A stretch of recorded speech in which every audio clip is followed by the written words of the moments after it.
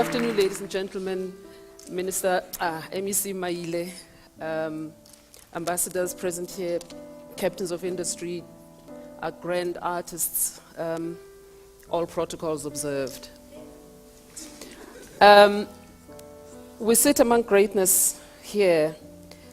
When I was doing research on Wynton Marsalis, I wrote back to Brooks Beck and said,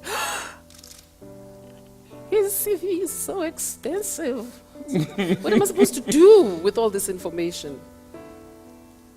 Wynton, you're described variously, and I suppose depending on the situation, as a virtuoso trumpeter who's garnered Grammy Awards, both for your classical and jazz work, as Dr. Gani has indicated. You're a prolific composer who writes not only for the small group, but also for the extended. You write extended works for the symphony, for the jazz orchestra, for choirs. You write for the ballet. You write for dance. You've written for movies. You've presented radio and television programs. You're an educator who finds time to teach even while you're on the road. You're an arts administrator whose vision and passion has ensured the establishment and continued existence of the jazz at the Lincoln Center program and actual physical presence. You're a jazz statesman and historian. You're a cultural politician. In this country, you'd be described as a cultural activist.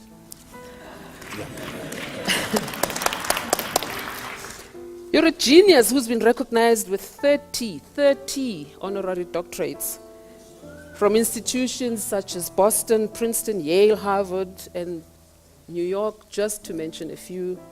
You're a writer of books with at least, I think, 5 or 6 books to your credit, either on your own or in collaboration with others. But I'm interested to know, to start with, when the sound technician turns off that desk, when the lights go down in the theater or in the club, who is Wynton Marsalis, actually?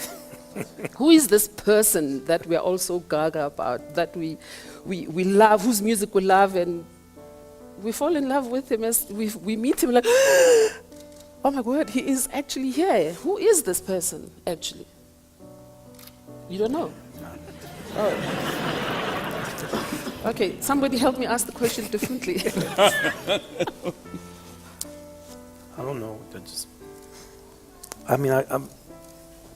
It seems like all of those things. I have to always tell people, maybe when I meet them or I'm doing something, that I'm just a very natural person. Most of the times I'm acting kind of crazy, clowning around a lot. I can attest to that. Yeah, sure. You know, I like the whole everything, the introduction. It seems like it's formal. You know, my man is sick. He's here. He's doing it. We're talking about age. We're joking, and we are having a good time. Everybody's laughing, and they look forward to exchanging information.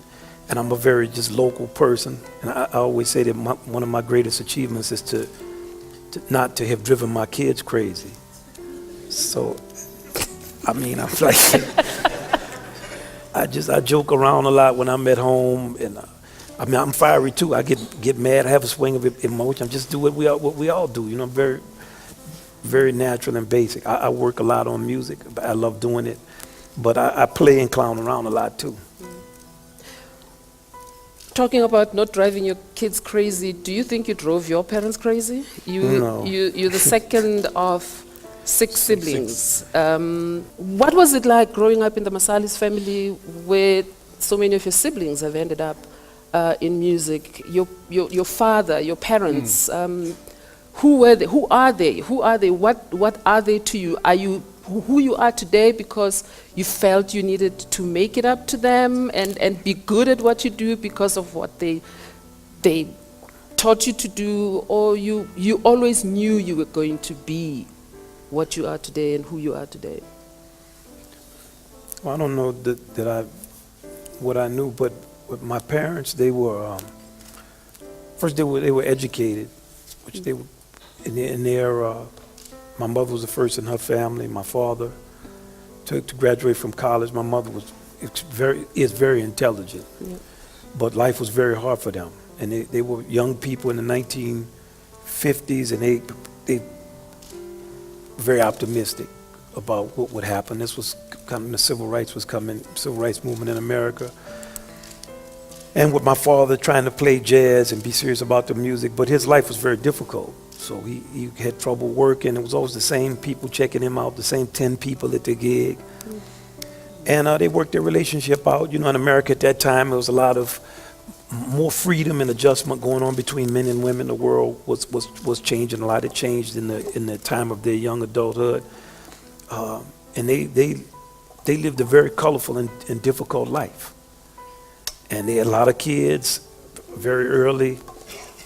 My mom, by the time she was 25, 26 years old, she had 4 kids, all under a certain age, no money. My father was struggling as a jazz musician, trying to play in a town, in a culture that didn't want to hear that kind of music. We're living in the South and in segregation. They grew up in segregation. We're living in little towns like Little Farms, Louisiana, Kenner, Louisiana. So it wasn't like a picnic at all. It was hard. And they were having the same type of struggles people have with their relationship. Any 2 people have. It's something we all can relate to, especially you get to a certain age. You become very matter of fact about the way that life unfolds for all of us. And there was also the type of strife in our country, and there was also different traditions coming together in them. And then we had a brother that was autistic at a certain time, and nobody knew what that was. We're very country people. We didn't live in New Orleans at that time, and when our little brother was born, he took a lot of attention. He would do things that we'd never seen, like bang his head through walls, and he was hitting himself. He wouldn't speak, and that took another toll on my mother, who was already trying to deal with her circumstances. And my father was still working. It was going even deeper into the kind of movement away from the music and away from the culture he had known, and all the aspirations and dreams of the jazz musicians, that he was a part of a movement. They saw all of that get washed away by the motion of R&B and rock and roll, and the whole kind of ascendance of youth culture. So as they were growing older, the youth culture was coming in, making what he was trying to do even more obsolete.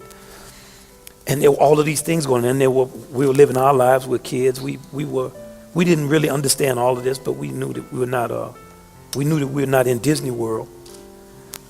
And we had a very clear understanding of it, what was going on. Also in our neighborhoods, there was a lot of people struggling. You know, a lot of people struggling, a lot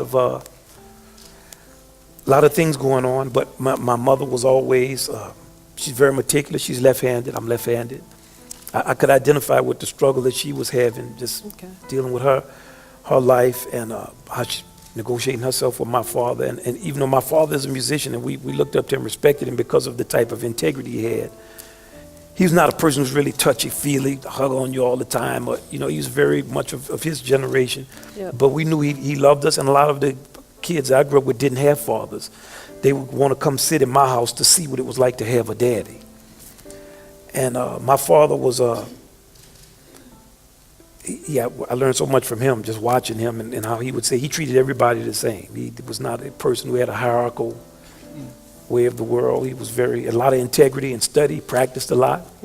Didn't make any money doing it, but that was not his value system. He was always trying to get deeper into music and become greater. And my mother was, she could do my chemistry homework when I was in high school, and it would be right. And she had all of these kids, and so it's very complex. I'm giving you a long answer, but it's not like we sat around with trumpets and saxophones playing jazz.